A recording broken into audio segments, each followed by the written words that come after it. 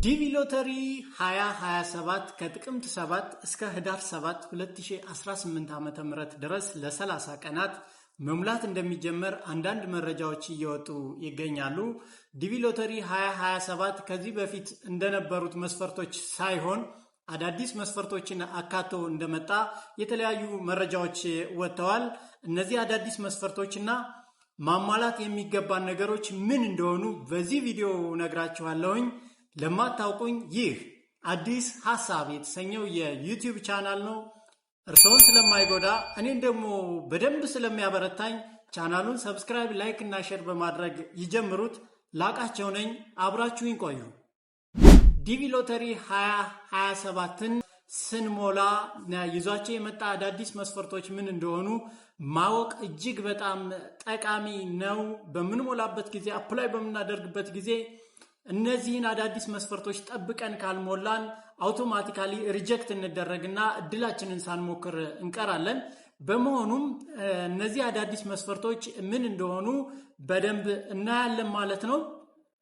በመጀመሪያ በዲቪ ሎተሪ 2027 ማሟላት የሚገቡን ነገሮች ከዚህ በፊትም የነበሩና በዚህም ዓመት ስንሞላ አብረው ተጠብቀው ሊሄዱ የሚችሉ መስፈርቶች ምን እንደሆኑ በመጀመሪያ እናያለን ማለት ነው።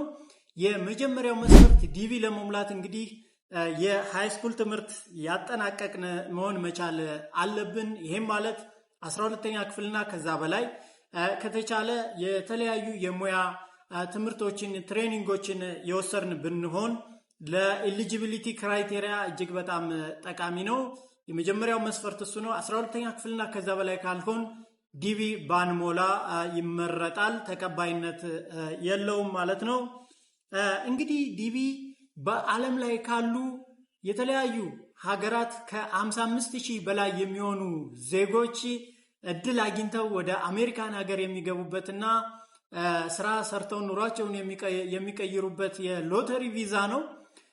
ይህም ከሁሉም የዓለም ሀገራት ሳይሆን የዲቪ ሎተሪን የማይሞክሩ እንዳይሞክሩ ደግሞ የአሜሪካ መንግስት ስቴት ኦፍ ዲፓርትመንት የሚባለው ያገዳቸው ሀገሮች አሉ። እዛ ሀገር ላይ የምንኖር የተለያየን ዜጎች የተለያየ ሀገር ዜጎች ይሄንን እድል መሞከር አንችልም ማለት ነው። እነዚህ ሀገሮች ወደ 19 የሚደርሱ ናቸው። እነዚህም ባንግላዴሽ፣ ብራዚል፣ ካናዳ፣ ቻይና፣ ኮሎምቢያ፣ ኩባ፣ ዶሚኒክ ሪፐብሊክ፣ ኤልሳልቫዶር፣ ሃይቲ፣ ሆንዱራስ፣ ኢንዲያ፣ ጃማይካ፣ ሜክሲኮ፣ ናይጄሪያ፣ ፓኪስታን፣ ፊሊፒንስ፣ ሳውዝ ኮሪያ፣ ቬንዙዌላ እና ቪየትናም ናቸው። ከነዚህ ሀገሮች የምንኖር ኢትዮጵያውያንም ብንሆን ፍቃድ ኑሮን የምንኖር ኢትዮጵያውያንም ብንሆን እንግዲህ በዚህ ዳይቨርሲቲ ቪዛ መሞከር አንችልም ማለት ነው። ኮምፕሌትሊ ሪጀክት ነው የሚደረገው፣ የተከለከለ ነው ማለት ነው። ከዚህ መካከል እንግዲህ ኢትዮጵያ የለችም። ኢትዮጵያውያን ዜጎች ይሄንን እድል አሁንም መሞከር እንችላለን ማለት ነው። የነባር መስፈርቶች እነዚህ ሲሆኑ አዳዲስ መስፈርቶች ደግሞ የተካተቱት የመጀመሪያው ለዲቪ ሎተሪ አፕሊኬሽን ወይም ደግሞ የዲቪ ሎተሪ ለመሙላት $1 የክፍያ ጥያቄ እንጠየቃለን ማለት ነው። ይህ የክፍያ ጥያቄ እንግዲህ በተለያየ መንገድ ሊሆን ይችላል። ዩኤስ ዲፓርትመንት ኦፍ ስቴት የሚባለው ይሄንን የዲቪ ሎተሪን የሚመራውና የተለያዩ ህጎችን አውጥቶ የሚያስተዳድረው የስራ ክፍል ኦፊሻሊ አናውንስ ያደርጋል ተብሎ ይጠበቃል። ነገር ግን ቀድሞ በወጣው መረጃ መሰረት $1 ለአፕሊኬሽን ወይም ደግሞ ለመሙላት እንከፍላለን ማለት ነው። ይሄ $1 እንዴት እንከፍላለን? በባንክ ሊሆን ይችላል፣ በተለያዩ የዲጂታል መገበያያ ገንዘቦች ሊሆን ይችላል፣ ምናልባትም በክሪፕቶም ሊሆን ይችላል፣ አናቅም። ስለዚህ በዛ አናውንስ በሚደረግበት ጊዜ $1 ተመላሽ የማይደረግ የማይተካ እንከፍላለን ማለት ነው። ይሄንን ካሁኑ ማሰብ አለብን። ሁላችንም የባንክ አካውንት የተለያየ ባንክ አካውንት ምናልባትም ደግሞ የክሪፕቶ ከረንሲ መገበያያ ዓለም አቀፍ መተግበሪያዎች አሉ። በእነሱ ሊሆን ይችላል። እነሱን ከአሁኑ ማወቅ ያስፈልገናል ማለት ነው። ለዛ መዘጋጀት ያስፈልጋል። ሁለተኛው አዲስ የተጨመረው ክራይቴሪያ ፓስፖርት መስት ነው ብለዋል። ማንኛውም ሰው ከዚህ በፊት ዲቪ ሲሞላ ያለ ፓስፖርት እድሉን መሞከር ይችል ነበረ።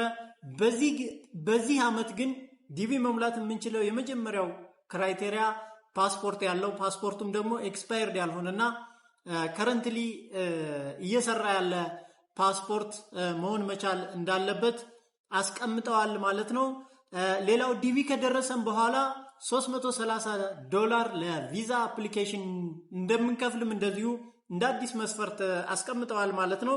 ይህንን እንኳን እንዴት እንደምንከፍል እስቲ ዲቪ ሎተሪው ድረሰንና በኋላ የምናየው ይሆናል። አሁን ግን ለአፕሊኬሽን ቀደም ብዬ የጠቀስኩላችሁ እነዚህን ሁለቱን አዳዲስ ህጎች አካተዋል ማለት ነው።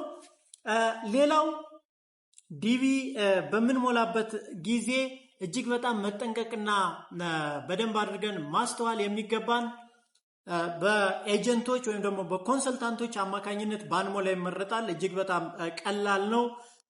በምንሞላበት ጊዜ ቀጥታ ወደ ዲቪ ፕሮግራም state.gov ገብተን በዚህ ዌብሳይት ላይ በቀጥታ እዛ ዌብሳይት ላይ የተቀመጡ ፎርሞች አሉ። እነዛን ፎርሞች በማውረድ ሞልተን ቀጥታ መላክ እንችላለን። ቀላል ነው። በሞባይላችን እንችላለን፣ በዲስክቶፕ ኮምፒውተር እንችላለን፣ በላፕቶፕ እንችላለን።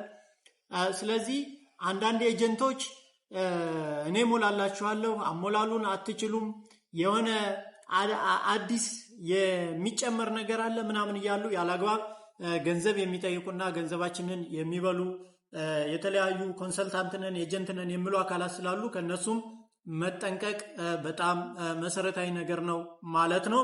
ዌብሳይቱን በቀጥታ አይቶ እዛ ጋር ያለውን ፎርም ብቻ በመውሰድ መሙላት ያስፈልገናል ማለት ነው። በምንሞላበትም ጊዜ እንግዲህ ትክክለኛ የኢሜል አድሬስ፣ የትምህርት ማስረጃችንና ዲቪ ላይ ሎተሪው ላይ አፕላይ በምናደርግበት ጊዜ የምንሞላው የስም እና ሌሎች አስፈላጊ የሆኑ የግል መረጃዎች ማች የሚያደርጉ ከትምህርት ዶክመንታችን ከሌሎች ጋራ ማች የሚያደርጉ ከፓስፖርት ጋራ ማች የሚያደርጉ መሆን መቻል አለባቸው ማለት ነው። ሌላውና መሰረታዊ ነገር ዲቪ እንደተጀመረ 2 ሳምንታት ውስጥ የመጀመሪያዎቹ 2 ሳምንታት ውስጥ ብንሞላ ደግሞ ተመራጭ ይሆናል።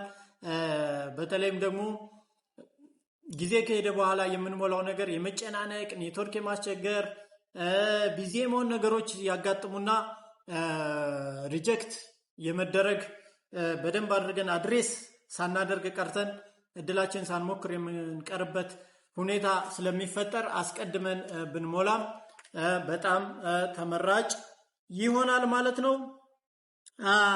እንግዲህ 2027 ዲቪ ሎተሪ ለመሙላት መሰረታዊ የሚባሉ ነገሮች እነዚህን ይመስላሉ። ቪዲዮውን ከወደዳችሁት ላይክ፣ ሼር እንደዚሁም ደግሞ ሰብስክራይብ በማድረግ እንድበረታ ያድርጉኝ። መሙላት በሚጀመርበት ጊዜ ደግሞ በቀጥታ እንዴት እንደምንሞላ ፎርሙን አብረን እየሞላን ቪዲዮ ሰራላችኋለሁኝ። ለሁላችንም መልካም እድል። አመሰግናለሁ።